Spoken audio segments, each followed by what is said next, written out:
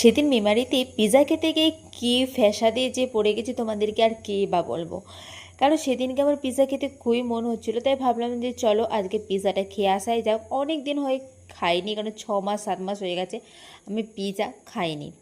তারপর আমরা গিয়েছিলাম হচ্ছে মেমারি পিৎজা খাওয়ার জন্য, বাট ওখানে কি হচ্ছিলো প্রচণ্ড বৃষ্টি, আর আমরা নিয়ে যাইনি হচ্ছে ছাতা। তো আমরা এখানে চোপড় ভেজা ভিজে গেছি, কাক ভেজার মধ্যে ভিজে গেছি, তাই ওখানে জামাটা আমাদেরকে চেঞ্জ করতেই হতো। মানে এতটা পরিমাণে আমরা ভিজে গেছি, নাহলে থাকা যেত না।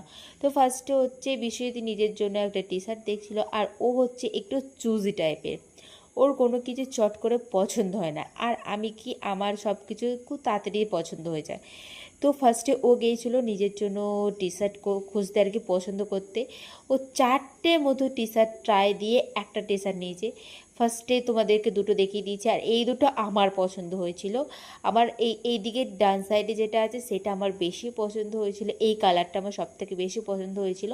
আর লাস্টলি ওই কালারটাই নিয়েছে। তারপরে আমার একটা টি শার্ট পছন্দ হয়েছিল, মানে এটা ওই পছন্দ করে দিয়েছিল। আমি একটা টি শার্টই ট্রাই করেছি আর একটা টি শার্টই নিয়েছি, আমি আদার্স আর কোনো কিছু ট্রাইও করিনি আর কিছু না। তারপর আমরা চলে গিয়েছিলাম ওয়ান বাইটে। মেমারি ওয়ান বাইট তো তোমরা সবাই আশা করি চিনো। তো মেমারি ওয়ান বাইটে চলে গেছিলাম পিৎজা খেতে। ওখানে খুব রিজনেবল প্রাইসে তোমরা মনের মতো পিৎজা পেয়ে যাবে, আর খুব টেস্টি হয় পিৎজাগুলো, কোনো মানে খারাপ খেতে হয় না। তো আজকের ভিডিওটা এত দূরই। তোমাদের ভিডিওটা কেমন লাগলো সেটা অবশ্যই কমেন্ট করে জানিও। টাটা।